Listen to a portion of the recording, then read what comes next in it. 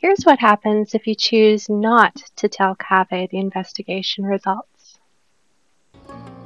Where were you while the rest of us were eating together? I don't recall being obligated to report my whereabouts to you. Did you go find another hidey hole to read in?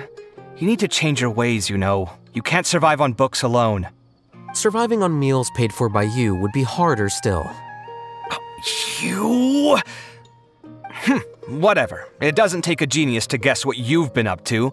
You were investigating Sachin, weren't you? It was obvious from your notes. However, I don't believe his research alone would have been enough to pique your interest. His way of doing things is disturbing, while you... Well, to be fair, your philosophy disgusts me too, but you and Sachin are nothing alike. I don't imagine your views intersect at all. Egoism and nihilism are not the same thing. My personal interests aside, Sachin's legacy is not entirely meaningless. He conducted experiments on a great scale and left his findings behind. Also, thanks for the compliment, but I'm actually just passing through. I didn't come here for the conversation. Well, not this one at least. What do you mean? What topic of conversation could be more sacred among scholars than the exploration of differing philosophies? Well, based on what I've learned, Sachin and his disturbing way of doing things, as you put it, is very likely to have met your father 20 years ago. What did you say? Wait, so... No, surely that doesn't mean... Huh. So that's why he thought I looked familiar. My father must have gone into the desert due to his influence. I'm afraid so. Good thing I shattered that diadem.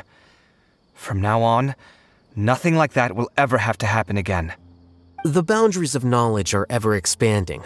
Someone else will inevitably pick up the same line of research one day, and Vahumana regards it as a reasonable research direction.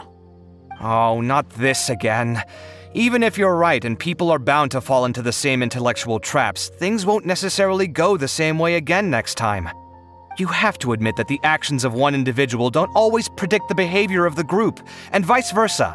Take Sachin, for instance. He's quite an anomaly. And so is the one who stopped him. You. Conflicts of this nature are indeed exceptional, but it will occur again in the future. You said it yourself.